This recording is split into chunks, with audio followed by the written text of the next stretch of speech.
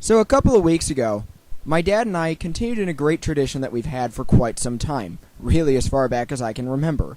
We went to go see the new Star Trek movie, and I'm still having some thoughts about it.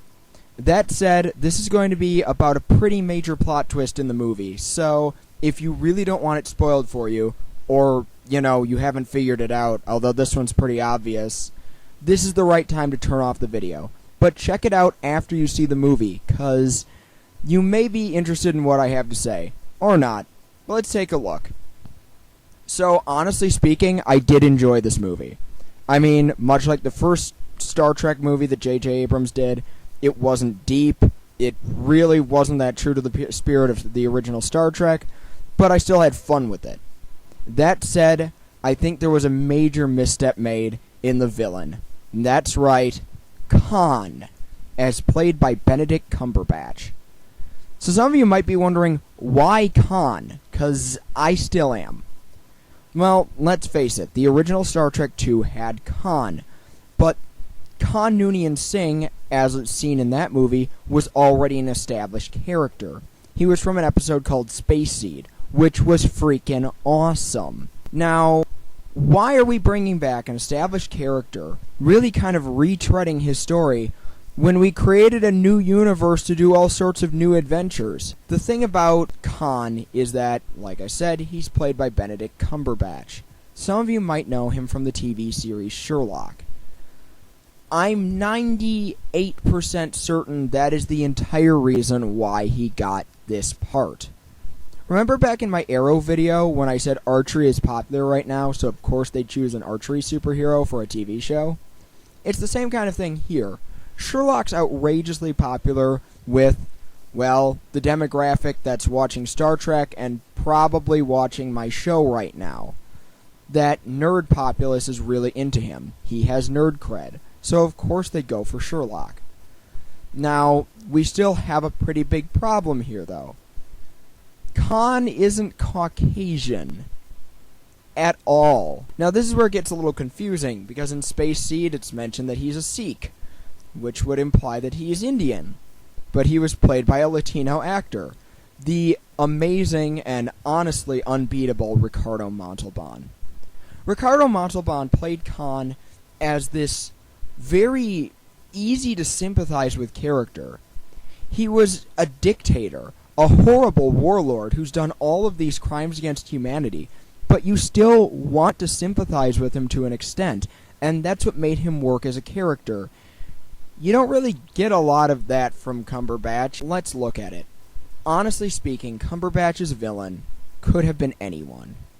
Yeah, you can make some arguments. I'm even willing to give him some con points. I think that he tried to replicate Ricardo Montalban's mannerisms to an extent that he actually did almost okay. And the fact that the plot revolves so heavily around his crew, that matched Khan. Khan always cared about his crew of superhumans. That really matches. But here's the thing about the original Star Trek II, The Wrath of Khan, and why it worked. Everything that Khan Noonien Singh did in that movie was out of pure hatred for Kirk. This was a relationship that had been built up. Even though it was only in one episode before, there was an established relationship here. And there was a legitimate need to seek revenge. Khan wanted to hurt Kirk. He was filled with hatred. He wanted revenge for getting marooned on a planet called Ceti Alpha 5, which got knocked out of its orbit, became a living hell, and became the place where tons of his crew and his beloved wife, who was not a superhuman, would meet their deaths. He wants revenge against Kirk. He has a very personal battle with him.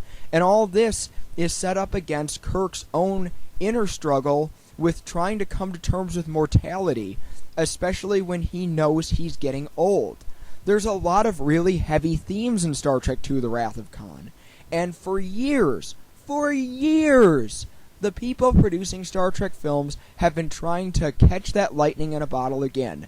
And we see it here once again. They focus on the action. They even went so far to try to capture that lightning in the bottle again that they literally brought back Khan. Cumberbatch Khan, on the other hand, He's just all pale and squinty. Squinty, of course, that's it. He's just really upset with the lens flare.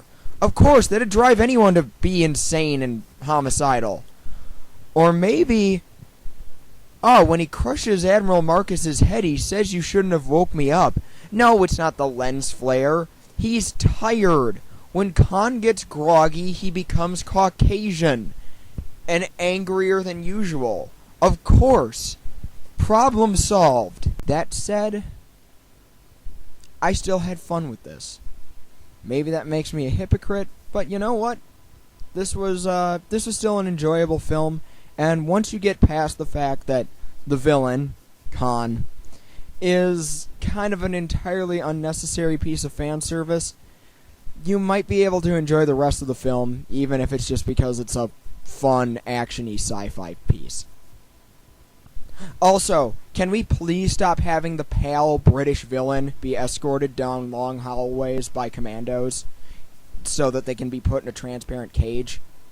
Please? Crap damn it.